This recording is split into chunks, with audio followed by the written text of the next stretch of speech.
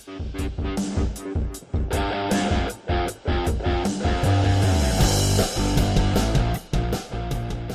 what's going on, everybody? Today is Monday, May 6th, and you are watching and listening the Daily AI Show live. And today we are here to talk about Sam Altman's new AGI prediction. And with us today, we have Jyunmi, Andy, Beth, and I'm Brian. We'll see if anybody else pops in the door before the show gets going. But I thought, guys, what would be good probably, since we're talking about what Sam Altman said, is to maybe start the show today with what Sam Altman said, because I think there's a larger conversation about it. And I want to give her credit where credit is due. So this is Sam talking at Stanford University, where he was a student, at least for, I guess, 2 years, it sounds like from the conversation. The name of the YouTube, that you'll see it up on the screen. But if you want to go look at it and watch the whole 40 or listen to the whole 45-minute interview, it's called The Possibilities of AI. And then it actually says entire talk, Sam Altman, OpenAI. So that's from Stanford eCorner. So if anybody wants to do that, I highly recommend it. It was a great, anytime we hear Sam talk, it's always great to hear what he has to say. The interviewer did okay. I guess one of the professors or somebody from there. And then he was answering questions from the audience, which were Stanford students, specifically in the entrepreneur program. So there's the sort of overview of this. And then let me just share my screen and we'll listen to what Sam had to say. And I have it queued up here, so we'll add this up here. Okay. I'll have the volume turned up as high as I can. And let's do the first part here. That's going to happen. I think we need a more precise definition of AGI for the timing question. Because at this point, even with the definition you just gave, which is a reasonable one, I'm parroting back what you said in the interview. Well, that's good because I'm going to criticize myself. Okay. It's too loose of a definition. There's too much room for misinterpretation in there.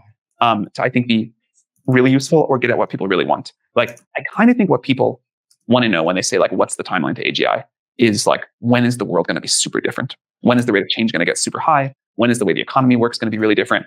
When does my life change? And that, for a bunch of reasons, may be very different than we think. I can totally imagine.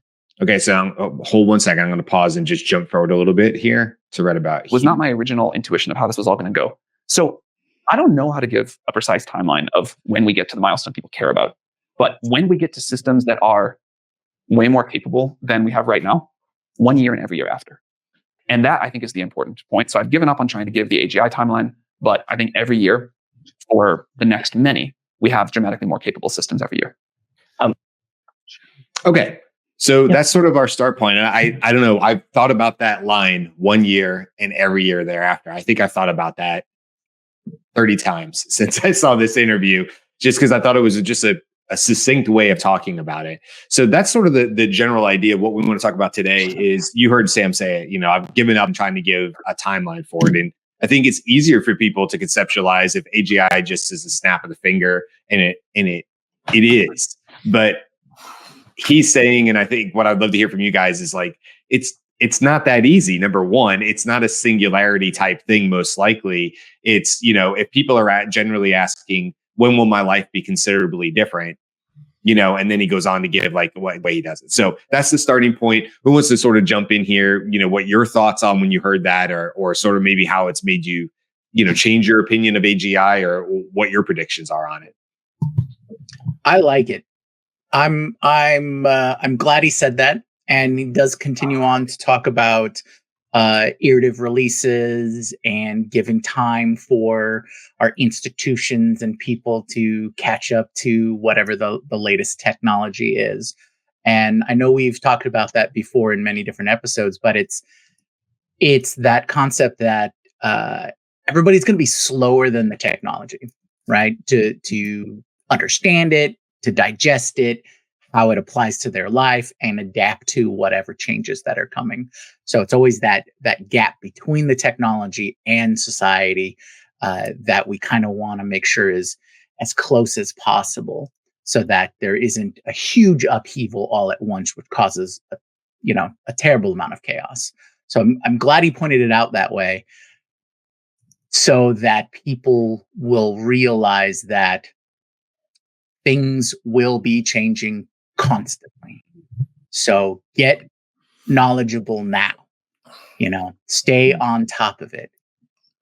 one of the big things we've always pointed out is that this technology changes so very quickly compared to other technologies that have been released over the last couple of decades. So it just requires more attention from people, more immediacy from people, so that they can fill that gap, catch up, and stay on top of things. I want to just build on that point. I think like I don't know if it's a problem, more of a, I guess, perception, is that there is the perception of what people think AGI is, what the researchers and these companies think AGI is, and then what does that mean for the broader, like, I guess, general public, society in general? Because I would imagine every single person has their own definition of what AGI is. And just from listening to everything that they've been talking about over the past year or so, when he says something like, "Oh, I don't care about how much money we spend, we're going to get to AGI," or it's not a singularity, it's a process. I think like the decades we've been fed, and this is where a lot of the fear comes out of, is like all the visual media representations of what AI has been is this sort of sentient type being that can feel, know, and understand. And even a paper I read I think this weekend, where no, it wasn't a paper. It was the former Google CEO. What's his name? I forgot his first name. His last name is Schmidt. And he said, we do not want, like, the thing that we want. He said something about unplugging it, because the last thing you want to do is allow AI to start learning from its own stuff. And I was like, oh, that's a very interesting take on that too. So I think there's different perceptions and expectations of what AGI is. And so it really depends how their definition of AGI fits our definition of, or general public's definition of AGI, or even different people's definition of AGI. And then when those two connect, when do those two actually connect together? Is it benchmarks? Is it some person saying this is it and everybody just jumps on it?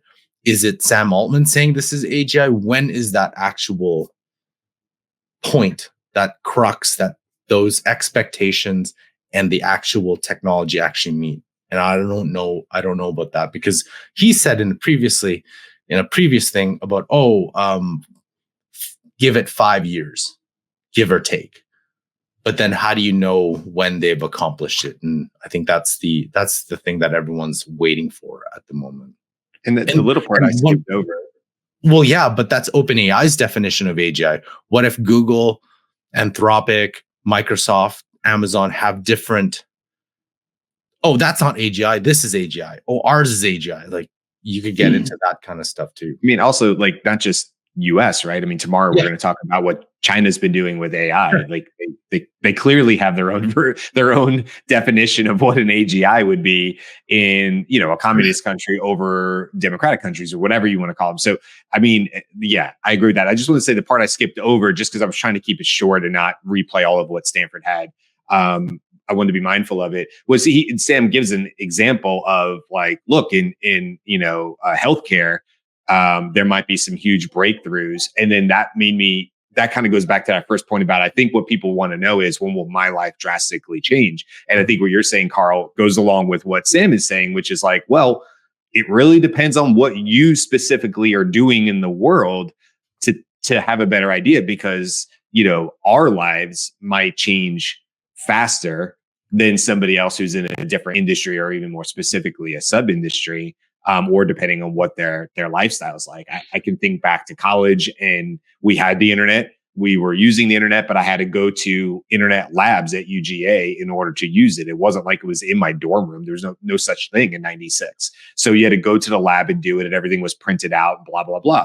And then a couple of years, even before I got out of college, then we had internet like at my apartments and stuff like that. And I had a computer where I could access it, but it was dial up, and it blocked the whole home phone line for all my other, all of my other roommates and stuff. And so incrementally, I got out of college in 2000. Incrementally over those next few years, it probably was, if I had to guess, I was a firefighter in 2003, somewhere around 2003, 2004, before the internet really was making a drastic impact on my personal life. And so that's like not even earlier than 96. It was 96 is when I started college to 2004. We're almost talking about a decade there of that technology existing before it had a significant impact on my personal life. And of course, everybody's story is going to be different. So I don't see AGI or this type of stuff being any different. Do you guys, Andy or Beth? Or Well, I think one of the things that's key in this, and I'm just going to reference what Karl said, is that I think, again, we're in a little bit of an AI bubble. Right. So Karl mentioned that they have a different definition of AGI than the general public does. The general public doesn't have a definition of AGI. The general public has no freaking clue what that means, or if that's, the general public, you might as well say, I don't know, Mela Bonu. Right. Like it's not a thing that is important to them. And there's a point a little bit later. I don't know if you're going to play it, but he's asked what worries him. And he says, I am worried about how fast things are going to change and how much people can adapt in a small period of time. And do we have time as a society to figure out the new social contract? Although, and Beth, that was, yes. Karl. Wouldn't you say, though, I think all of us have seen this, that when he says, oh, does people have time to adapt? AI has been around for like general public knowledge, consumption, actual usage for a while now. And then obviously with ChatGPT in November 2022. Besides the general public using ChatGPT or Bard or whatever, has society really changed that much? Because I'm starting to see, it's like, wait a minute, is it enough time for people to adopt? I feel it is, because there's too many people and businesses in the world right now that are just like, oh, that's cool. That's a cool tool, but I'm just going to keep doing whatever I'm doing. Right. It's like some people are getting laid. Like, yes, some people are getting laid off. It's impacting, but there's like, our company would not be in business if that was the case, because it's a lot of like, oh, I didn't know you could do that. Oh, I didn't know you could do that. We just do it to create some content. Like, I feel like it's not, there's that, again, separation of like, hey, this is supercharging everything versus, is it actually supercharging everything? Because I'm still going into presentations like, oh, wow, I didn't know we could do that. So I don't know what it's, or just, is it just my audience that it's like super? I think, okay. I think you're, oh man, how do I put this in the words? I think the framework needs to be looked at. Yeah. So when you said, AI has been available to the general public, it hasn't. ChatGPT, so 2022 is really when the public really became aware, right? So if you take 2022, it's 2024. We've talked about, and where there has been more awareness of AI and the implementation or just the use of, by the masses, by the general public, of AI in 2 years, what took personal computers a decade or more. Sure. To get into people's. I mean, I remember I was early. I got an early Macintosh, back in the late 80s. Call it a Macintosh. So, right. So it's like, And so if you just compare the two, if you just compare the two, personal computers versus AI, the 2 years of reaching out to that many people that quickly and in the zeitgeist of, people's conversations, it's just been massively different. It's almost a 10-1, like 20, I would say 20 years of personal computer development has finally gotten to pretty much everybody's hands, right? From 80 to 2000. Because even when I was in high school or coming out of high school, going into college, like you said, Brian, it was still computer labs. Everyone didn't just have one available to them, 24/7. So I think that's a 10x right there. 2 years versus 20 years. So when the question comes up, will society, is there a gap? Will there be changes? Absolutely. If you're working on those kinds of scales.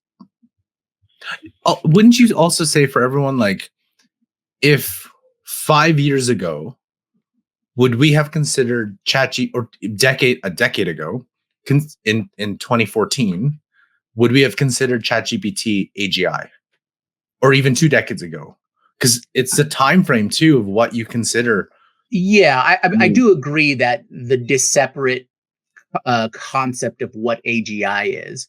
But just to be clear, for anybody watching or listening, AGI is not the singularity. They're not talking about self-aware Skynet, kind of things. They're just talking about the performance in these categories: reasoning, learning, those kinds of categories, that there will be equal to or superior processing by artificial intelligence. Is a very, very big distinction, because I think AGI, when people think about it, it's like, oh, it's now the sentient. I'm like, no.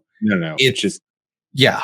It's when it can do similar tasks better and more efficiently than a human can, and that's a broad range, right? Because you could plug that into all sorts of different industries. Some it's going to fall on its face. Some of it's going to perform exceptionally well, and we've already seen that. We can see what's going on with predicting tumors and cancers on scans and MRIs and all these things. We can see this. We know this is already happening, and it's predictive reasoning and using vision and things like that. But I like what you guys said too. Like, Jyunmi, what you made me think of is, you're right. The speed of which this is happening, and Beth, you said it too, or I guess Beth, it was more your point, which is like, will the general public be able to keep up? Because what I was allowed to happen at assumingly a slow pace from, I'll call it 96 to 2004. Those aren't the real years, but let's just say that's sort of like when I moved out of college into the working world. Okay. So then that's sort of when I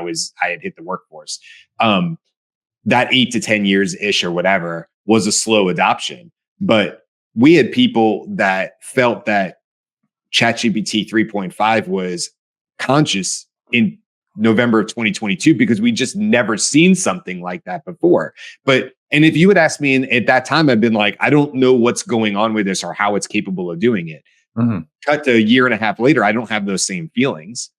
I don't feel like GPT-5 will have a consciousness. I don't think GPT-6 will have a consciousness. Like, I don't believe that anymore. But when I'd never seen it before and it was so abrupt, and I guess I get what you're saying, Beth, is like, if that kind of abruptness happens and people are just, Fred Flintstone, the feet are going underneath the car, it can be a little jarring to try to figure out, like, how do I adjust? How do I adapt to this? And if there is some point where it highly changes, like something like an education, where you go, oh, we can't do this the same way anymore. It's entirely too easy. It's like the invention of the calculator.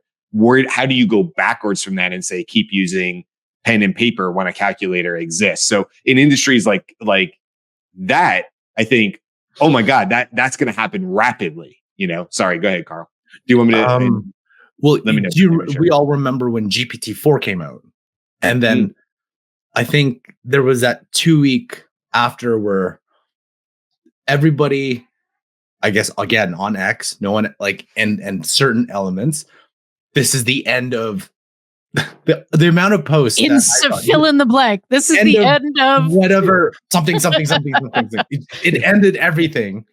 But then in that same Stanford interview, Altman's like, yeah, but what's funny is people just looked at it, kept walking by. Now, because our expectations have changed, instead of, oh, GPT-4 is the end of the world, it's like, hey, well, hurry up with GPT-5, right? Everyone's like, where's GPT-5?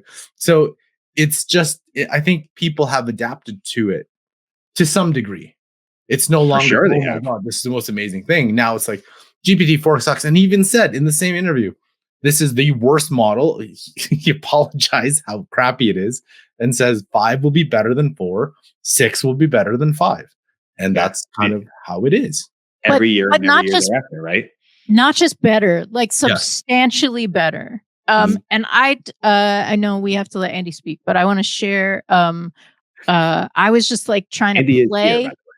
I was just trying to play out like, okay, what might that look like in terms of the social contract disconnect? And so it's a simple line drawing for people who are listening to us. I'm assuming a rate of change of adoption as like a 5-year, so 20% of people kind of grok the idea and move and start to shift with it. That's like a ridiculously fast thing. I'm also assuming 100% of people, like it goes in a nice line. 100% of people aren't going to do that. But if AI gets substantially better, and I'm like, ooh, like twice as better, the line, the gap increases as time goes on. And the trick with this, or the piece that I think is important, and may like come at me, I'm sure that there's all kinds of assumptions in this that aren't right, but the general vision is correct, I believe. You need fewer people to get it once this transformation starts to happen. So that gap doesn't need people to get it. We can still likely do the same amount of things with the people who are getting it over that period of time. And that is the challenge, because it's not their understanding. It's the social contract of the community of like, okay, so what's going to happen in 5 years when like there are a bunch of people left behind, and for the ways that most business functions, that's not a problem for the business, but it is a problem for the society. And I don't think you can remove problems from society from business, but do you want me to leave it up? Sorry. Yeah, I just wanted to quickly comment. Sorry, Andy, if you have something, I have something, but I'll be in there when you're finished. Go ahead. I think like that is from a social contract. Did you say, I may have misheard you. Did you say we don't need as many people to understand it as it goes to 25, 26, 27, 28, 29? You don't need as many people to understand it to do the business that is typically getting done, because AI is going to be able to do it. Yeah. I think that's sort of the replacement thing that I'm looking at. I think the problem we have there, and I agree with you that you don't need as many people there. The societal problem is if people aren't aware that it can do that, it back to the expectation and their own perception of it. The perception is, oh my God, AI is now taking over the stuff that I used to do because I don't understand it. Therefore, I fear it. And if I fear it, I'm going to backlash against it. And then I was listening to something yesterday where they said a lot of knowledge workers, because they, of their place in society, there's going to be a lot of fight against certain things because of fear of not knowing. And then they're going to be displaced from what, like status, finance, all these things that are displacing what they've originally have. Because if they don't understand it and it comes out of nowhere, like what happens then? Right. So I'm curious to see, it's like in your chart, Beth, we are in even more deeper trouble because less people understand it, because it's now building more, it's better and better and better. And only the people like us and other people are paying attention can actually leverage it to its max, versus the people who are still like, we still have people, right? Which is why I think one of the things that worries Sam is, do we have enough time? Do people have enough time to adapt to what they can reliably predict is the timeline of increase in it gets smarter, is what he said. All right, Andy, school us. Okay. So I haven't really been saying much because I have a resistance to the idea of using the impact on society as a measure of what is artificial general intelligence. And I'm more interested personally in what are the enabling factors that have to be delivered in order for the people who really understand artificial intelligence to be in general agreement that, yeah, we have general intelligence now. So first point is generalization and analogies are something that we are able to develop in our native intelligence. And I want to give this example, but before I do, I'm just going to say that while Sam Altman's going to Stanford, somebody who's the co-director of the Stanford AI Institute, the Human-Centered AI Institute, Fei Li, the godmother of AI, has left on a sabbatical, in effect, for 2 years to do a startup that's backed by Andreessen Horowitz and several others that is working on general intelligence through the angle of advanced reasoning, and importantly, visual reasoning. So a human can look at, like a baby can look at things, and they learn that by manipulating objects in the 3D environment, they learn that there's a cause and effect kind of thing. And right now, our major LLMs can do a kind of reasoning that's directed by us, and they can create analogies and so on, but they can't do something that she apparently demonstrated in a TED Talk. So I refer to that, which is, now imagine a generalization capability like this. You have a visually inputting AGI that is looking in your environment. So there's multiple cameras, if you will, or there's sensors that give it visual access. And it's talking to you. And then it notices in the background that the cat is on the table, and the cat is pushing a glass and batting the glass, and it's coming to the edge of the table. Now that AGI has never been trained on, this kind of visual cliff problem. Okay, I see something in the background that's actually, I know gravity and I can see what's happening, but a human can very quickly see that there's something bad going to happen, right? That's a generalization from other instances that, and that's kind of, what she's working on, because she's saying, along with all the many people who have said, look, AGI requires embodiment. In order for it to be similar and capable of the same kinds of generalizations and reasonings that we do, you have to be in the real 3D world. It's not enough to just be operating in the world of predictive text. So now we have to add the vision capability and the application of generalization, analogous situations to predict something that was never seen before. And that's what humans can do. And to make judgments and predictions based on sort of emergent intuitions about, hey, something, I'm tingling here because something bad's about to happen. I better analyze this carefully and figure out what's going to happen. So Fei Li is off to work on AGI. And when the reasoning capabilities are imbued with visual capacities and this generalization possibility, I think that's when you really get to not average, I have average intelligence, artificial general intelligence. Okay, so that's one point. It's got to go in a different direction, and it's going to be measured by this reasoning capability that is not related to whether this has massive impact on the human population, and they recognize that that's the moment that this really becomes important to us. But there will be, and already are, massive impacts. So in the text and verbalization world, right now, if you studied language in school, like whether French or Swahili or whatever, and you're working as a translator at the UN, well, we don't need you anymore, right? Because an LLM can do much better real-time translation than a human who might interject certain of their own misunderstandings of the conversation that's going on in another language. Now, of course, the UN translators are really, really good at that. But that's not the limit of people who are involved in translation in the world. Translators are really not needed anymore. That's a huge impact for a certain class of people. And there's many other such examples. It's happening already.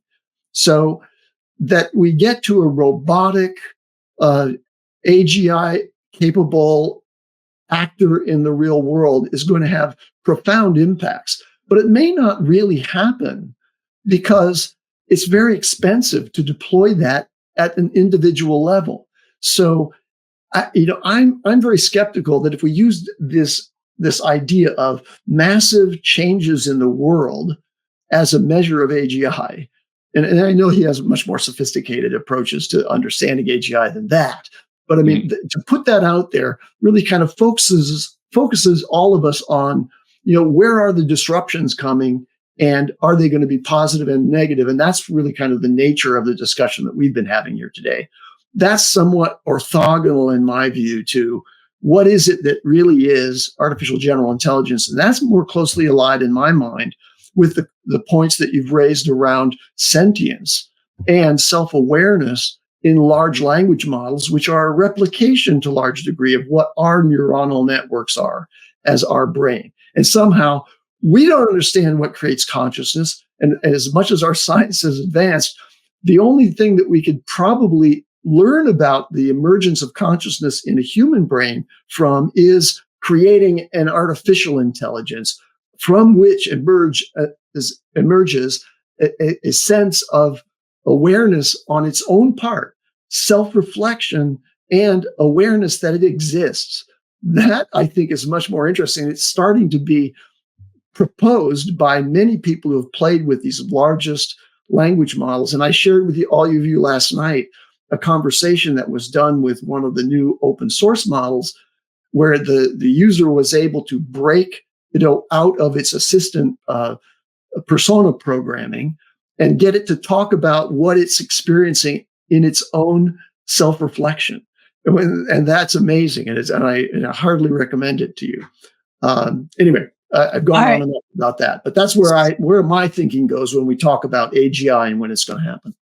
So this is where I'm going to put on my teacher hat and remind people that conversations like that are still next word probability predictions. So it doesn't necessarily mean that they are experiencing awareness in the same way that we think of it, but they are able to have a conversation that mimics that. They're able to have like a really great conversation, satisfying, all of those sorts of things. But that may also be an counterpoint to that, Beth. My counterpoint to that is that description of what it's doing is equally applicable to what a human is doing. Right. We're doing next word predictions. I'm doing that right now as I try to formulate sentences from my neural network. And so what is it about my neural network that's different from an artificial one that allows me to say, well, I'm actually really experiencing this and they're not? And that is the question. Bum, bum, bum. There's a lot more that goes into producing speech or context or content than for a human than there is a language model. I was going to say the same thing you said, Beth, which is that, if you keep asking a language model enough questions and it wants to aim to produce a positive result or keep the conversation going, it's easy to see. I'm not saying this was the case or not with what you shared, Andy, but it's easy to see how that is just a sort of a fabrication. It's a bit of a magic trick. I mean, magicians with really good sleight of hand will make you not see what you saw or miss what you think you saw or whatever, right? Like it looks like they really made things disappear or not disappear. And what it really is somebody who's very, very skilled at manipulation and figuring out how to divert attention and all these things. So I look at some of these LLMs and I go, I mean, yeah, I think I can't remember who brought it up now with the idea of like, I'm bored with this, make it better. I'll raise my hand on that and say I've done that plenty of times. I've been annoyed with ChatGPT despite 2 years ago not having ChatGPT in my life at all. And it annoys me that it slows down. So I will certainly raise my hand on that. But I just think as, we see GPT-5 or 6 or whatever it is, or whatever the next biggest thing is, it's going to initially look like real, maybe consciousness or whatever. And I think over time, as people have time to work with it, and we have all these bright minds out there that play with it, like the Ethan Maliks of the world and stuff, people are going to see it as a magic trick, not in a bad way. I mean, it's still highly intelligent, but so are magicians who practice thousands upon thousands upon thousands upon hours to make you not see what you think you saw, type of thing. I don't know. So that's where my brain goes to it. It's not that I'm skeptical, because obviously these are amazing technologies. I do tend to, as of today, I tend to be in the camp of, we got a ways to go. That's just where I feel like we are. I think we have a ways to go. I don't know if that's what Sam was necessarily saying. I think for Sam, he gets that question a lot. And so what I really heard was like, I've given up in trying to tell other people the answer to this. And I think that kind of goes to what you were saying, Andy, which is like, maybe internally there is a specific definition of AGI, but he's saying, I can't do a good enough job answering it for you, because what it is to you might be different, which is, as he started with, when will my life drastically change? And that's different for everybody. But also sooner, right? Like, let's not wait to try to agree on a definition of AGI. Let's assume our lives are going to drastically change in some ways. And the other thing was like, sun comes up, it doesn't change at all. They don't have any control over how people engage it, whether it changes or not. But yeah. Well, I want to just give props to both Leah and Jen in the comments. I'm sorry we weren't able to pull those up onto the screens we were talking through here, but thank you, Leah, for all the comments. Talking about when you got computers in 96, talking about whether people really care about, semantics as far as like definitions. You have a good point there. I think Beth was sort of talking to that point. Jen calling out Jyunmi is a little usher and confusing her that it was a Friday or a Monday. I just want to point out her point, which was, I'm distracting myself because this topic freaks me out. And I think there's a lot of people who I'm not saying Jen's this way. Jen shows up every single day for our show. We appreciate you. But like, there's a lot of people where it's just going to be easier to put your head in the sand, and it's going to be easier to say like, well, my business runs fine. There's nothing going wrong. We still have profitability. We have whatever. Maybe in that particular industry or sub-industry, you will be protected for the next decade. But you may also find massive disruption and find that you have a whole other host of problems if you're not at least paying attention today, which was the whole reason we started this show. So was to just help people think about this stuff, learn with us, learn alongside of us. This is not us feeling like we have this figured out. You can tell by the show. It's just our different points of opinion and views to it. And learn with us, come along for the journey with us, and we'll all grow together is really sort of the goal here. This week we have a couple more shows obviously coming up. Tomorrow, we're going to be talking about China. I talked about that earlier, and there's just some amazing AI developments, both in robotics and other areas, things that look like Sora that have different names to them. We just want to talk about what's going on in China, all the positives, maybe some of the negatives and ethical concerns that might come out of that. We'll talk about that on tomorrow's show. Wednesday, we have the news. Thursday, we're going to be talking about evaluations, working with evaluations of multimodal models. There's a couple companies that are doing some really cool things with that and creating really cool evaluation prompts. So we want to talk about that. And then Friday is a fun one because it's our 200th show. So we're going to just be doing some looking back, some celebrating, talking about some of our favorite episodes, giving you some data, talking about, which shows sort of hit with our audiences, which ones we thought might hit but missed. There's always those. So we'll talk about all that coming up on Friday. So that's the rest of this week, guys. This has been a great conversation. I'm sure we will circle back to it when we have our next wrap-up show. But hopefully that gives you guys something to think about as far as AGI. And, not only what does it mean to you, but, where do you put that definition and how can you best prepare for it today? So with that, we'll say goodbye and we'll see you guys tomorrow. Bye. Hello.